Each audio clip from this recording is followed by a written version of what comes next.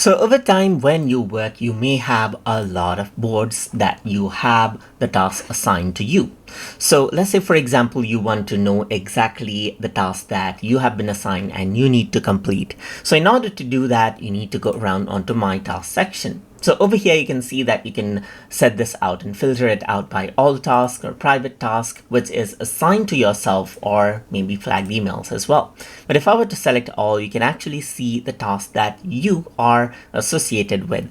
So over here, let's say, for example, right now it's in not started. Well, let's say, for example, if I were to go around onto this card and set it to in progress, then you know that this is in progress, as you can see right here.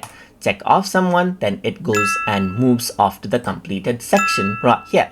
And these are the tasks that only you are assigned from. So here you can see that two of them are from the animation board, one is from the private task section, and another one right here is from the video production section. So no matter how many boards you have, you will see all of the tasks that is related to you over here in the My Task section, just like this, and that is how you can keep track of it. You can even go around over here onto the grid view and see the entire task that you are assigned to. So that is how you can know your progress of tasks inside of Microsoft Planner.